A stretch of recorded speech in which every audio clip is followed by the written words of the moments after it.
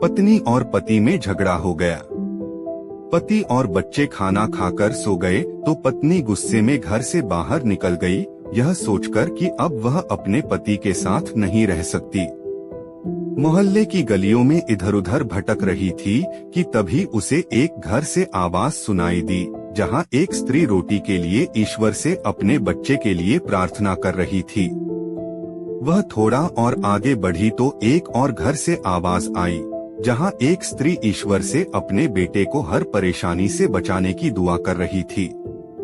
एक और घर से आवाज आ रही थी, जहां एक पति अपनी पत्नी से कह रहा था कि वह मकान मालिक से कुछ और दिन की मोहलत मांग लें और उससे हाथ जोड़कर अनुरोध करें कि रोज रोज आकर उन्हें तंग न करें। थोड़ा और आगे बढ़ी तो एक बुजुर्ग दादी अपने पोते से कह रही थी, बेटा कितने दिन हो गए तुम मेरे लिए दवाई नहीं लाए। पोता रोटी खाते हुए कह रहा था, दादी माँ अब मेडिकल वाला भी दवा नहीं देता और मेरे पास इतने पैसे भी नहीं हैं कि मैं आपके लिए दवाई ले आऊं।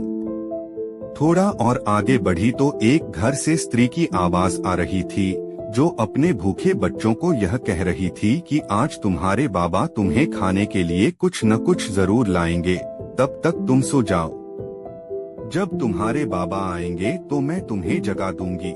वह औरत कुछ देर वहीं खड़ी रही और सोचते हुए अपने घर की ओर वापस लौट गई कि जो लोग हमारे सामने खुश और सुखी दिखाई देते हैं, उनके पास भी कोई न कोई कहानी होती है। फिर भी यह सब अपने दुख और दर्द को छुपाकर जीते हैं।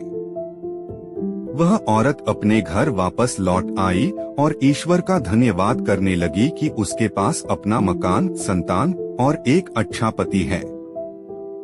हाँ, कभी कभी पति से नोकझोंक हो जाती है, लेकिन फिर भी वह उसका बहुत ख्याल रखता है।